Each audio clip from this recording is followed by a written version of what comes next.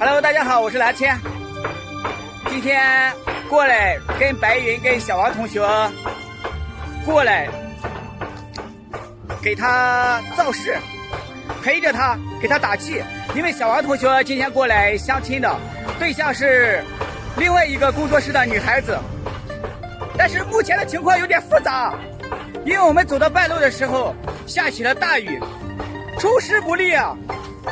我感觉老天爷都不愿意让他们见面，我就想着还是算了吧，是不是？下着这么大的雨，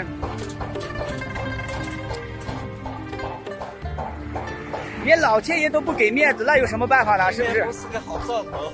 对呀，这明显就不是一个好兆头嘛！老天爷都不让他们见面，你觉得这事能成吗？我觉得还是算了。小王，还是回去吧，算了。小王同学还是有点执着呀。他觉得任何东西都无法阻挡他对他女朋友的感情，所以还是决定要过去。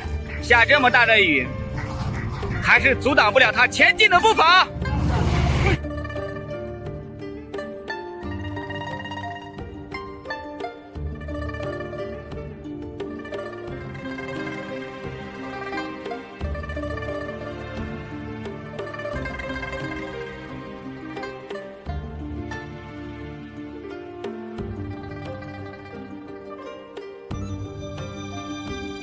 小王同学过来相亲见他女朋友，可惜人家今天要出宫去拍戏了。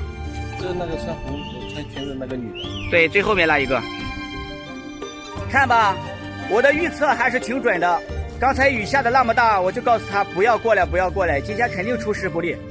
他非要硬着头皮过来，现在呢，还是没见上面，人家出宫拍戏去了，白跑一趟。他非要逆天而行，这下。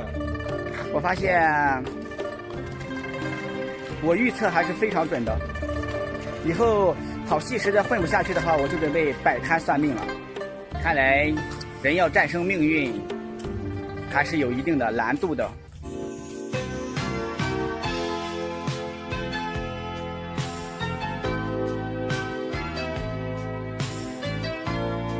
小王同学虽然相亲失败了，但是还是请我们大家喝了水，非常好。